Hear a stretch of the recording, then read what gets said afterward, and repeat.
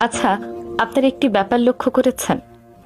যে মানুষটি 50 কেজি চালের বস্তা কিনতে পারেন, তিনি কিন্তু সেই চালের বস্তা মাথায় করে বাসায় নিয়ে যেতে পারেন না। আর যে মানুষটি 50 টাকার বিনিময়ে সেই 50 কেজি চালের বস্তা তার বাসায় দিয়ে আসেন, তিনি ওই 50 কেজি চাল কেনার সামর্থ্যই রাখেন না। জীবন সবাইকে সবকিছু দেয় না, এটাই জীবনের সবচেয়ে বড় তেতো সত্য কথা। জীবন কাউকে সাফল্য দেয় তো শান্তি কেড়ে নেয়, কাউকে ভালোবাসা দেয় তো সময় কেড়ে নেয়। আবার কারো কাছে অফুরন্ত সময় থাকার পরেও জীবনে এক বিন্দু ভালোবাসা নেই। কেউ কেউ তো আছে জীবনে কোনো কিছু না পেয়েও মুচকি হাসি দিয়ে তৃপ্তির ঢেকুর তোলে। আসলে জীবনের সবচেয়ে বড় সত্য কথা হলো, জীবনের প্রশান্তি কিন্তু পাওয়ার মধ্যে নয়। সমস্যা হলো আমরা জীবনের অর্থ ভুলে যাই।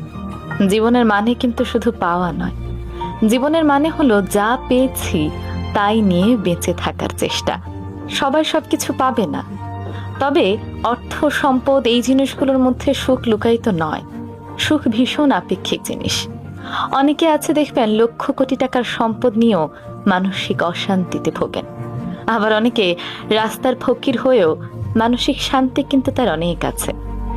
তাই জীবনে নিজের যা কিছু আছে তাই নিয়ে ভালো করার প্রত্যয় নিন, তাই নিয়ে সামনে এগিয়ে যাওয়ার চেষ্টা করুন।